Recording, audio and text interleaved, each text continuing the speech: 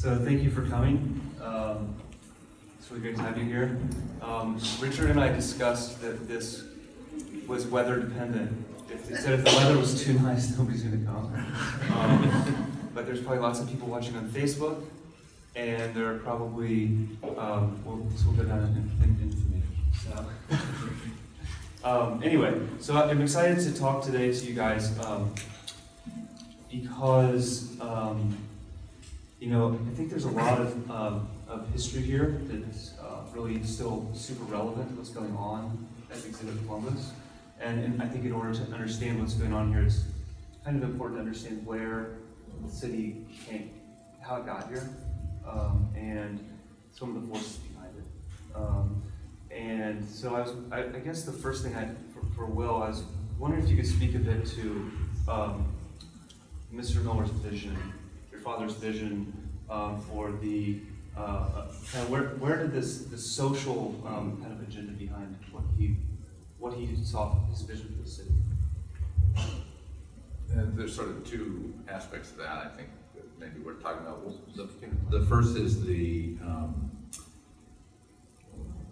core idea about making a community as good a place as it can be for all its citizens really derives ultimately from the Great Awakening Protestant movement in the United States, because my dad's grandfathers were both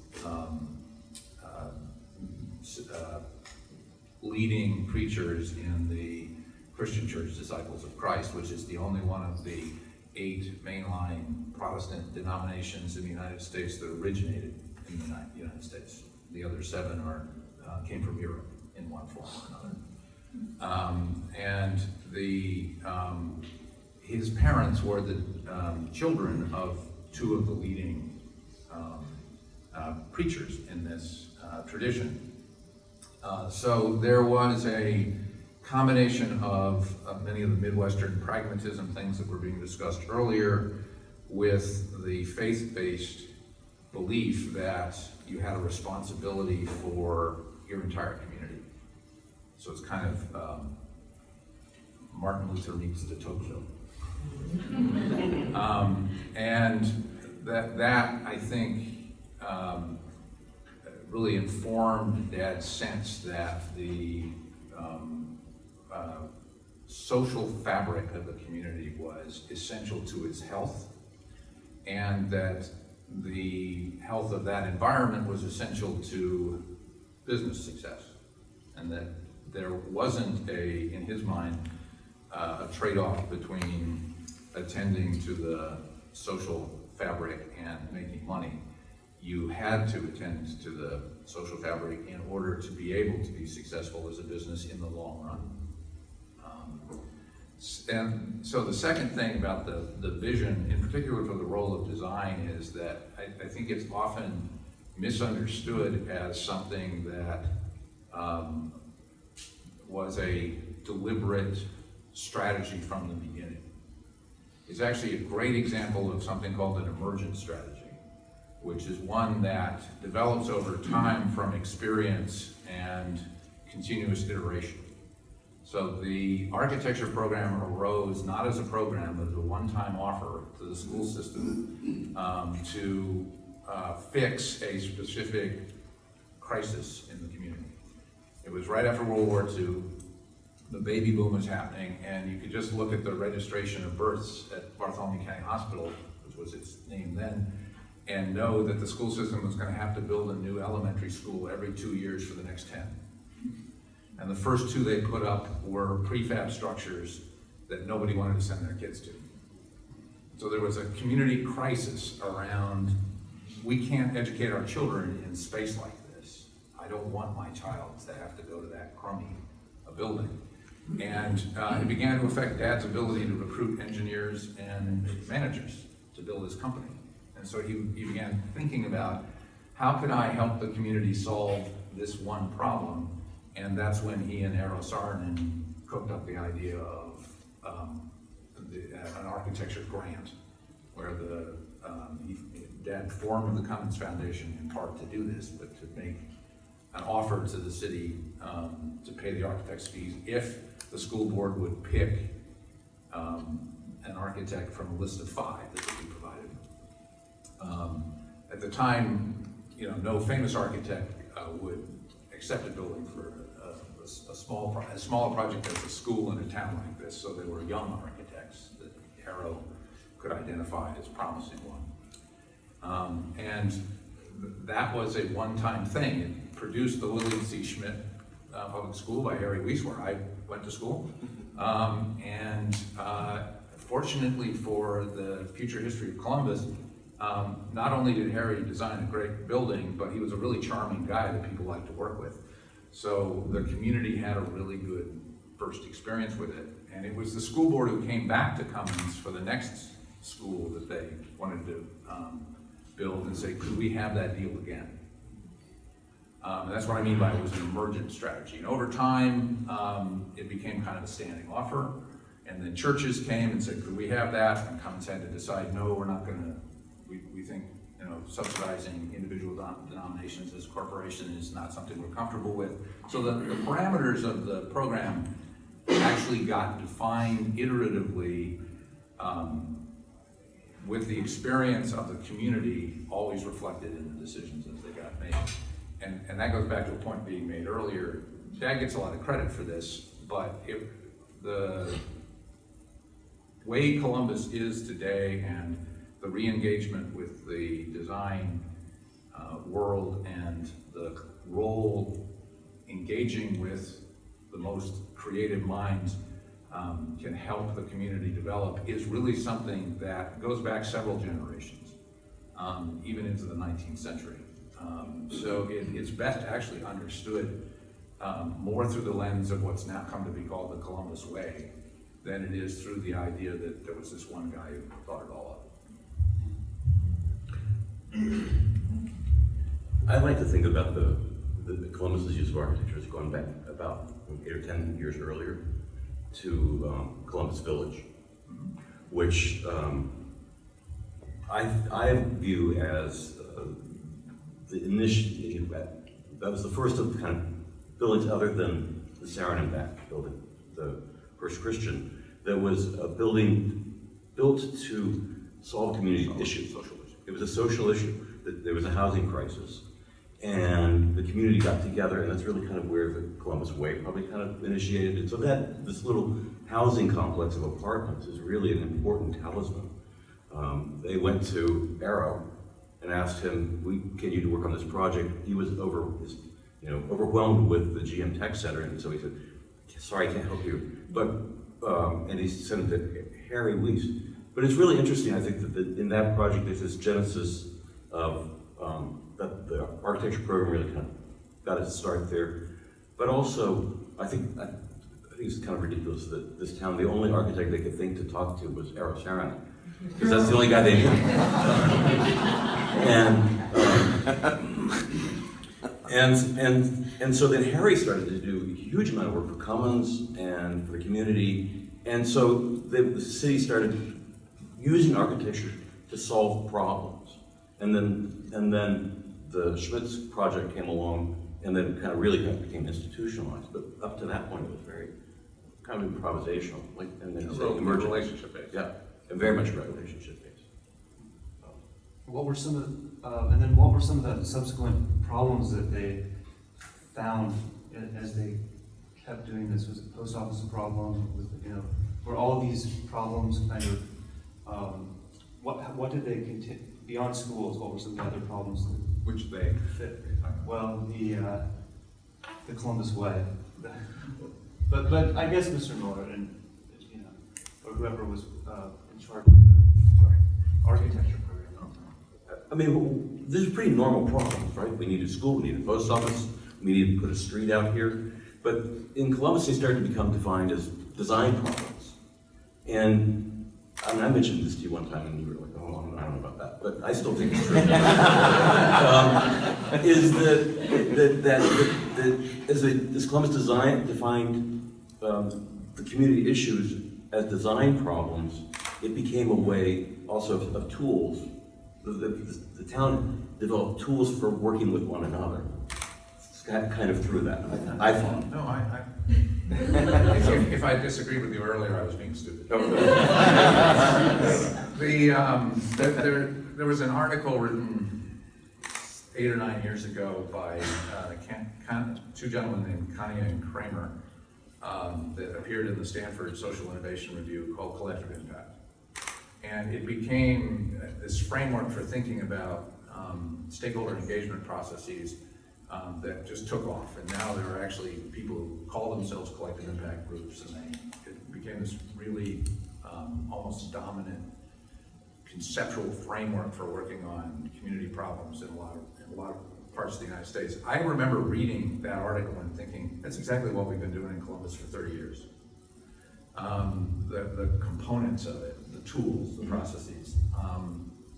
And they've been applied, by the way, to more than physical projects here. In a lot of ways, the reaction to a 13% unemployment rate in 1981, and the strategy and formation of an economic development board, the way it was thought through in terms of its funding and its focus and its strategy and its ability to drive the unemployment rate to about 3% by the end of the decade, is another example of the Columbus way and the same collaboration. It just didn't result in a physical building that you could look at. The mayor, Mayor Linnup right now is tackling the opioid issues, which Columbus has like everywhere else, through the same kind of process of gathering the stakeholders together and trying to think collaboratively about how do we tackle this problem, how do we make it better, and iterate through trying this and seeing what works. And in a certain way, the engineering culture of this part of the country that makes stuff is also an underpinning of this, let's be practical and iterate and try stuff and keep what works and reject what doesn't work. And it connects also to the comments being made earlier about keeping it forward-looking, which is critical. Speaking of forward-looking, one thing that I haven't heard much about is Tiffin Lakes and how that came about. Because, I guess, can you just speak a bit about that vision? Because it's really playing out now. Yeah. So it was in the 60s when Cummins was booming and Arvin was still headquartered here and was a big company, and there was another housing crisis in the sense that there just wasn't enough of it. And there were a couple things that Dad and Mom and my aunt, Clementine Tanchman, or as we call her, Aunt Clemmy, started thinking about.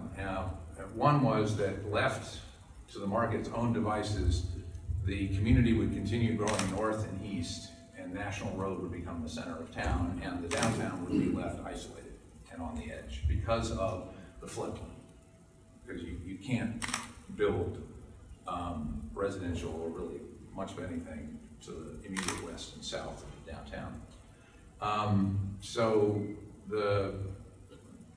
there was an opportunity they saw to go the 2 miles across the floodplain where the land rises again, and develop another major residential portion of the city in order to try to balance the growth and keep the downtown at the center. They also thought there was an opportunity to up the game, set a new standard for residential development.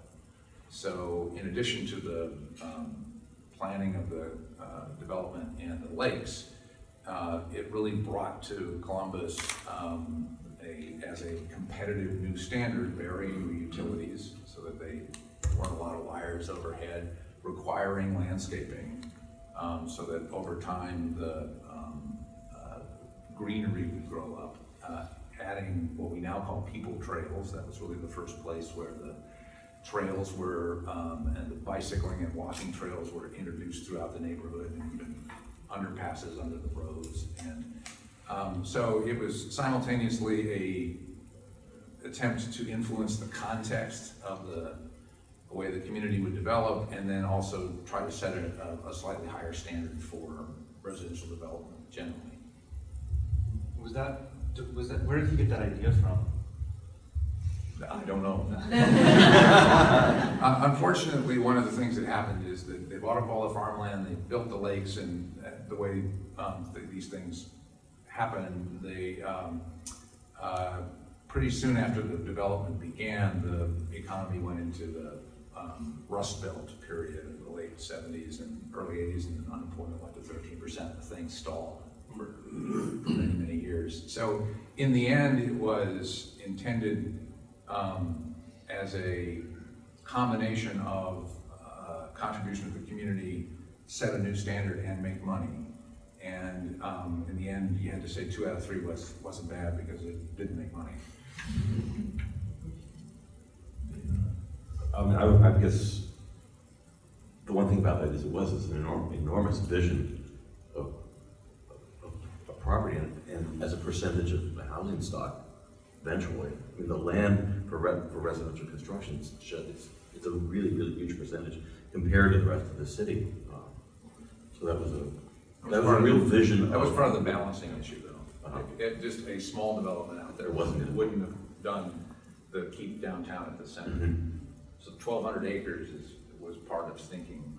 It's got to be that scale in order to address the balance issue. But the idea that the city was going to get that big. Well, at the time it was done, the trends were great. It was the classic thing of just extrapolating, the trend like that and not thinking about what happens if it doesn't. So one way I think that, Sam's not here anymore, but one way that I think Sam Lubell is the guy who does a lot of research on unbuilt projects. And one way I think you can learn a lot about things that are unbuilt here. And one of my favorites that he told me a story about is out on 46 as you're coming into town as part of the front door project, which includes the red arch bridge and the improvements along that corridor, was to be a water skiing park. So could you maybe talk about that a little bit? Sure. So as part of the, I think it was part of the Vision 2020 piece where we were collecting ideas about how to move the downtown forward in the early 2000s. The question of whether or not Millrace Park should have Flat Rock and the White River as its boundary or its edge, or whether that river should flow through the park by developing the park on both sides, came up. And either our family or ISMF at the time, I can't remember, owned the farmland on the other side of the river. And in the community and stakeholder engagement process of collecting ideas for the downtown, there was a group of very avid, competitive water skiers who actually built their own private water skiing lake out in the western part of the county, and it's still out there. They got homes around it. It's really cool, actually, if you ever want to go watch them ski. And came forward and said, there is a culture of competitive water skiers in the Midwest. And this region lacks a really good competition facility for that. And it's a floodplain, and you could dig lakes there very easily. And it would be a great idea. And so in the spirit of the planning process, we let that group develop the sort of business case for it, and then ISMF engaged Michael Van Valkenburg to study. The project actually was interesting from a variety of points of view. I'm not a competitive water skier, so that wasn't the part that intrigued me so much as there was a lot of water cleaning opportunities. He could essentially, he engaged hydrologists and green engineers to think about this project in a way that would have created 3 really first-class competition courses for water skiing, and a massive filter that would help clean up the river over time. And so it was at several different layers. It was a really interesting project. For whatever reason, many people in the community looked at that and said, "Are you out of your mind? Water skiing? That's for a very small group of people. It's not really for the community as a whole." And whenever a project sort of develops countervailing forces, the easiest thing to say is, "Oh, that's just for the elites," and it got that tag. And there had been an earlier proposal for a golf course on the same place, which did not arise with anybody connected with Cummins, but in the end was defeated because it became widely perceived that this was a golf course just for Cummins executives. And so counter-narratives can develop as in any small town and in any small town's politics, and they don't always have to be based in facts, and they can sometimes become the dominant narrative and cause projects to be unbuilt. And then that soil from the lakes was going to be used for the property south of downtown to become sports fields and so forth. Right. I think there was also concern about, like, you know, using all these city resources and land for sports tourism, whether that was a valid thing. Are there any projects that stand out in your mind as projects that really tell us a lot about Columbus, like in the way it works? Maybe Saraland? Or is that too far out in the country? Well, for those of you who don't know, CERA is the Cummins Employees Recreational Association, and Saraland is a rural park, recreational park that they created. So the Cummins Employees Recreational Association's original origins were a very long time ago. One of the things every company had were vending machines in its plants, and the profits from which most companies kept.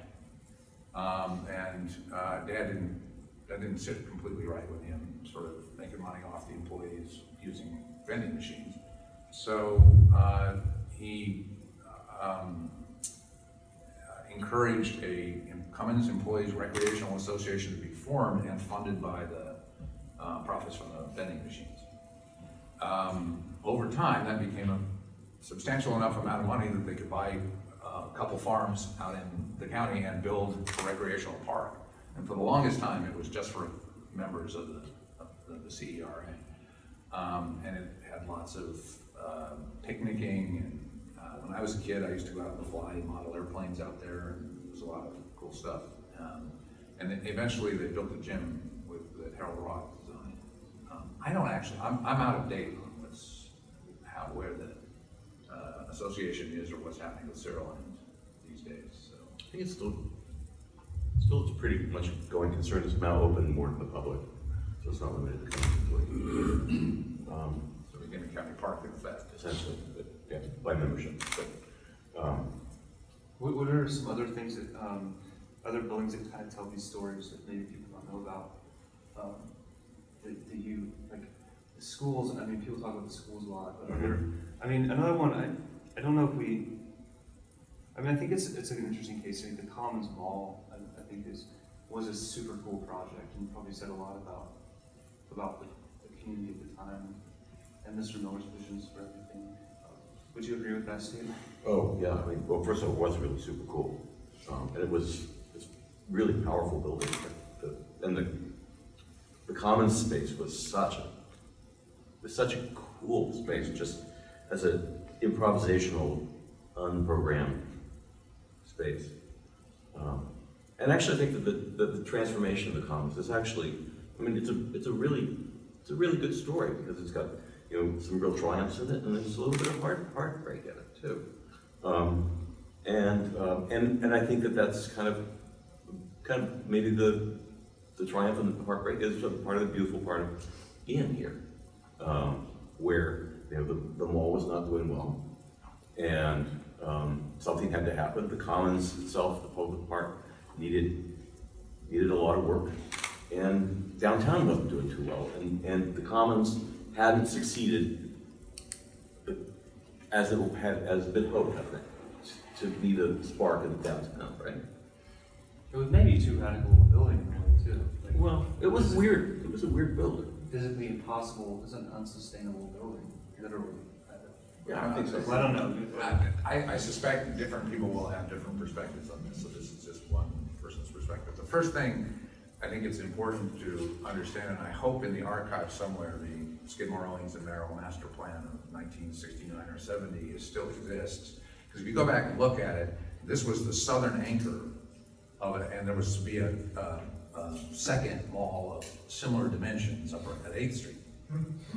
And the plan at the time was that there would be a major tenant at the western end of both of those. There would be the indoor tenant in the small shop arena. It would flow out onto Washington Street, and it would revitalize the storefronts between 5th and 8th. And so that the retail environment would become not only these two indoor enclosed malls, but the traditional streetscape of Washington Street. A great example of urban planning where you decide what would be beautiful and then try to make it work. More recently, the community has been planning based on figuring out what would work and then making it beautiful. It's much more successful. You get a lot more done.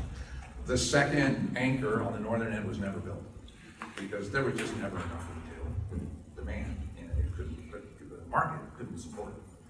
So it was a bolder, broader idea than was feasible. Another part of the reason I always heard that the Commons got built is frankly they couldn't get a second big tenant.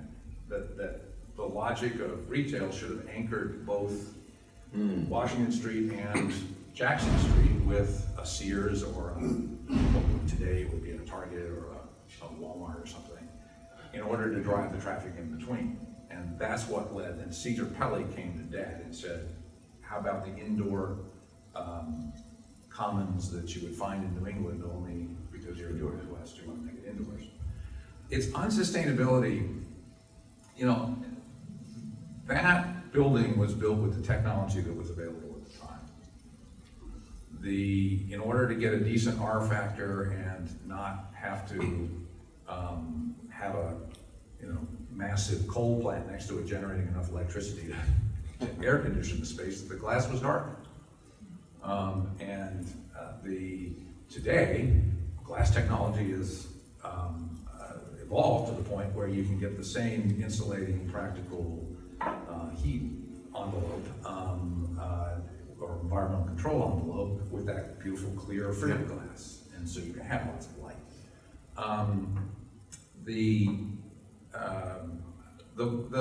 It was a really cool, funky space. The mall and the Commons were actually successful for about 10 years. It's just retail patterns in the country changed and it began to and it shifted. So I wouldn't say it was a failure. I would say the environment shifted and it was no longer relevant and it needed to be repurposed, which and I think we did. Absolutely, absolutely the case. And it was done in a very thoughtful way. That's yes. Also so here was this what was actually I think a really significant and really cool building, but in a very thoughtful way it had to be dealt with. So there's one other story I want to tell about that just because I think it's interesting. And I don't remember when these numbers will be exactly right. Sarla may remember. The rehab of the building, just reskinning it, bringing it back, the glass was cracking and the seals were breaking. Right, the glazing system couldn't be replaced. Right. Was going to be $8 or $9 million that the city would need to come up with to sort of just keep what we had. And that was politically not something the city was willing to step up and do. So the question about what to do with the Commons and making the case for investing in it became a big community problem. And then Mayor Armstrong and I were leading the planning process. And the group that was in charge of it agreed to a strategy that had a lot of risk to it. That is, we tear it down because there was no community will to replace it the way it was. But the decision was made not to move chaos, because there was no money to do it, it was impossible. So we built a box around it to protect it in hopes that someday there would be a new commons, but there was no guarantee at all.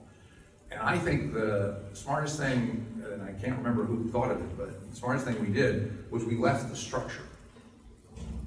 So every time anybody in the community drove by the place, there was that distinctive roof shape expressed in steel. It was like a talisman.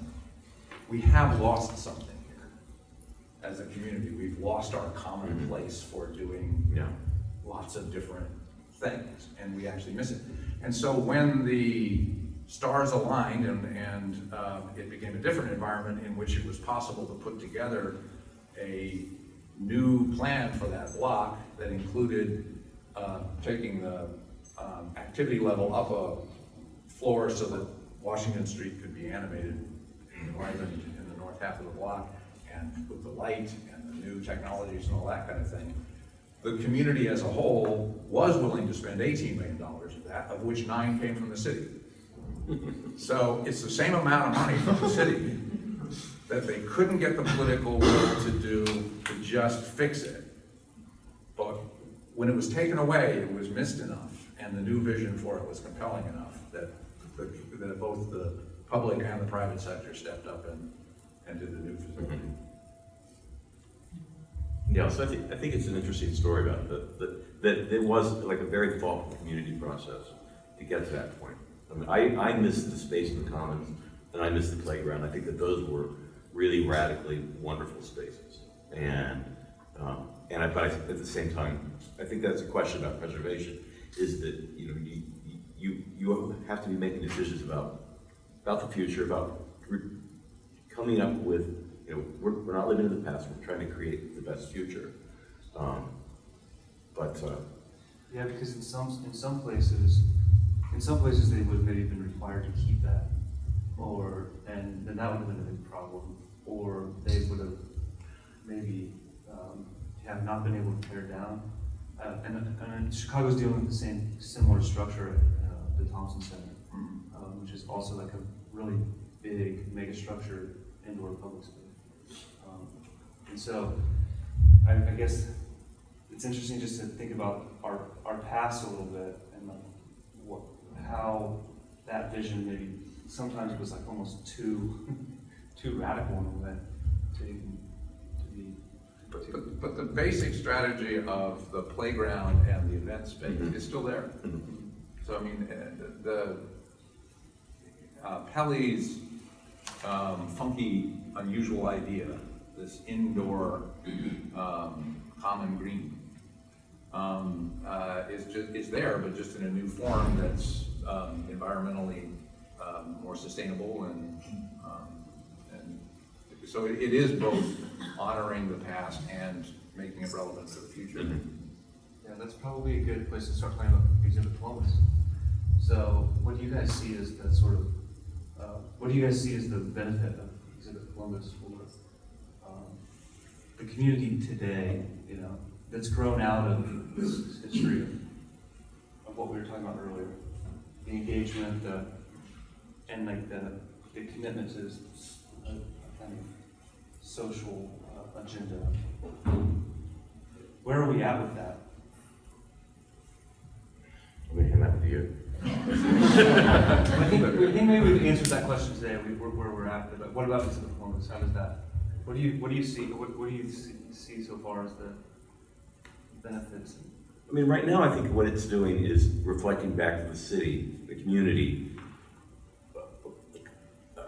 about our richness of what we have here, and it going to hopefully allow us to build on that further. I think that as we think about like our build history, it actually comes from a pretty complex base, and in some sense, a lot of the Exhibit Columbus stuff is more interventions rather than coming from that deep base which is really part of how the community has functioned. And it's not to denigrate the accomplishment of the exhibit of Columbus, because I think there's some really cool things. But it comes from a different kind of thought tradition, I think.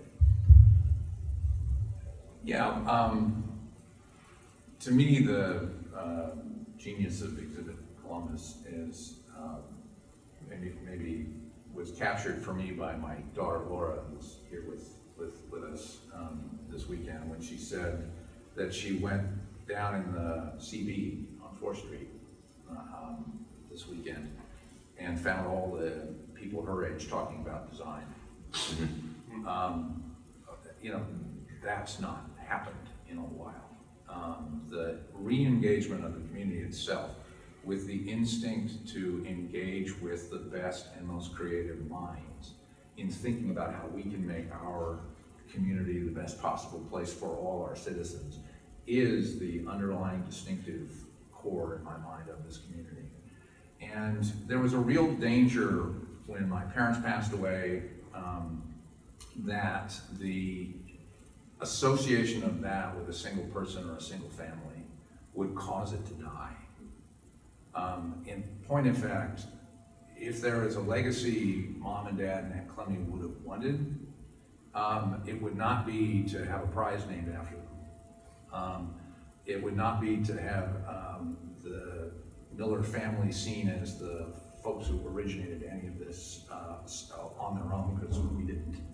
It would be that future generations would do in their time and with their issues and with their resources as bold and thoughtful and pioneering a job as previous generations that came before, including generations before my parents, did in their time with their resources and their circumstances, always around the core understanding that you're trying to make the best community for all the citizens of its size that we possibly can. That's a good place to stop. And I think it's pretty apparent that, you know, the installations and stuff seem to be in the spirit and public and accessible for everybody and engaging. I think the designers were here earlier, and almost everybody talked about social engagement. Not only just animating spaces, but like who they're trying to address. It was everybody. Cool. So thank you so much. Will and